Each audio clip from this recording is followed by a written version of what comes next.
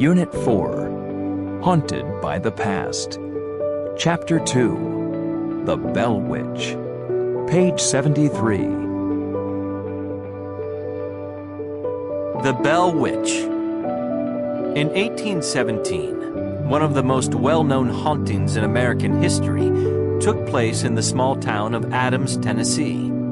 In fact, it was so well-known that the story caught the attention of a future president of the United States. Known as the Bell Witch, the strange activity that caused fear in the small farming community has remained unexplained for nearly 200 years. It is the inspiration for many fictional ghost stories, including the film The Blair Witch Project.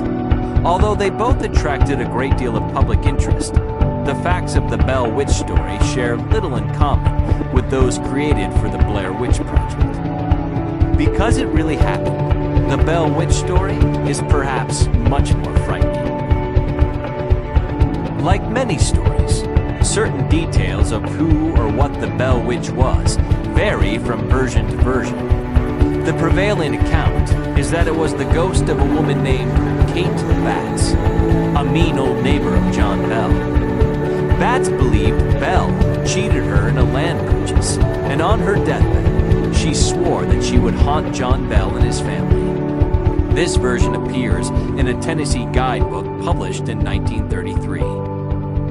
Sure enough, tradition says, the Bells were tormented for years by the malicious spirit of old Kate Batts. John Bell and his favorite daughter Betsy were the principal targets. Toward the other members of the family, the witch was either indifferent or, as in the case of Mrs. Bell, friendly. No one ever saw her, but every visitor to the Bell home heard her all too well. Her voice, according to one person who heard it, spoke at a nerve-wracking pitch when displeased, while at other times it sang and spoke in low musical tones. The spirit of old Kate led John and Betsy Bell on a merry chase. She threw furniture and dishes at them. She pulled their noses, yanked their hair, poked needles into them. She yelled all night to keep them from sleeping and snatched food from their mouths at mealtimes.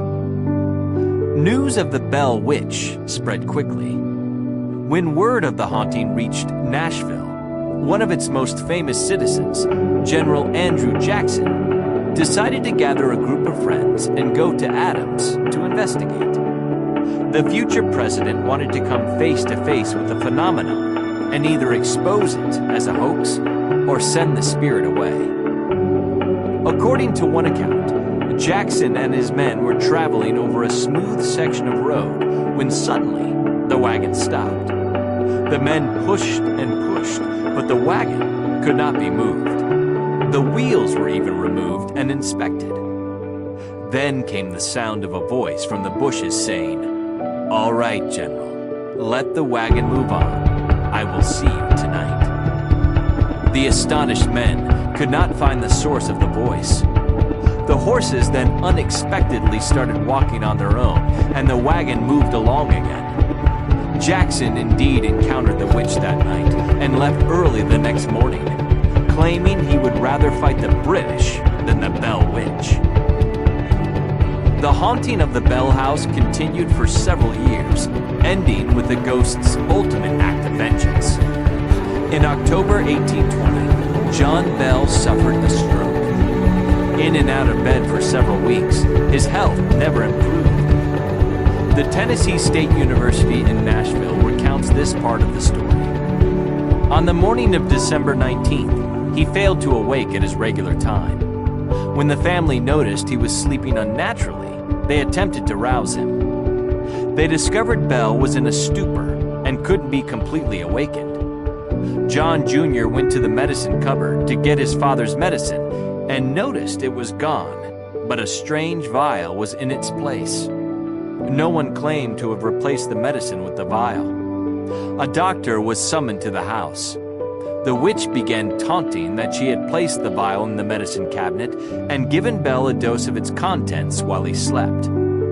The substance was tested on a cat and discovered to be highly poisonous.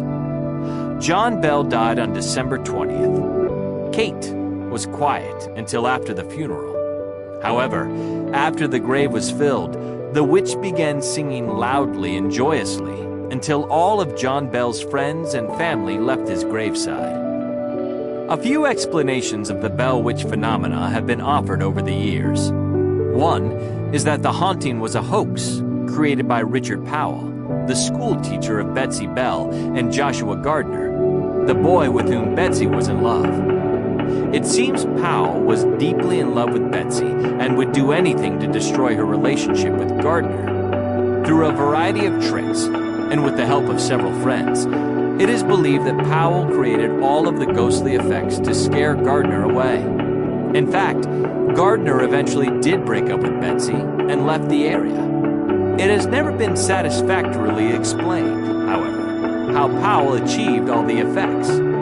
But Powell did come out the winner.